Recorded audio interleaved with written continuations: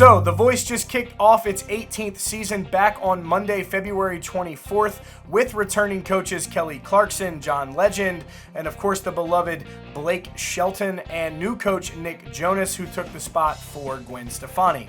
And it's quite incredible when you look at how long The Voice has, been going on for so strong for this many years. But I think a lot has to do with the fact Blake Shelton is still on the show, and he brings the humor and the good times and the shocks and surprises throughout each season that we get to see with him.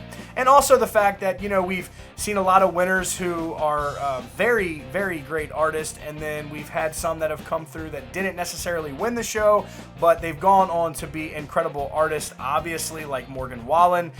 Luke Combs auditioned for The Voice, however, he didn't get to perform on the television part of it, but hell, he auditioned, and we all know what he's doing right now. Luke Combs is, he's the damn man. So I just think The Voice has the potential year after year to just have funny moments, obviously, with Blake, especially when Adam was there, and of course all of the artists that we get to see from different genres, and especially the amount of country music that is on the show as well. But going back to Blake Shelton and his surprises on the kickoff night of The Voice, we learned a little something new about Blake Shelton that a lot of fans may have not known about him, and it came after contestant Todd Hall performed his cover of Foreigner's classic 80s hit, Jukebox Hero. Blake obviously loved Hall's performance. He turned around and started his sales pitch on why he should be his coach.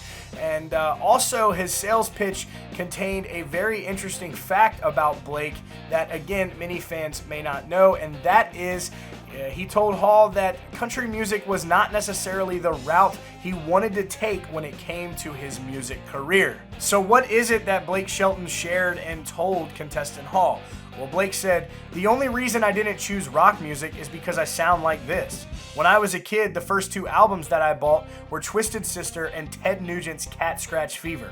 And the third album that I bought was Rat, Round and Round, and it was a cassette tape with one of them plastic deals. I just happened to be a little bit of a nerd for that 80s hair band stuff." Could you guys just imagine what Blake Shelton would look like or sound like as a frontman for an 80s hair metal band? Well, he kind of gave fans some insight on what he would look like if he was the frontman for an 80s hair metal band.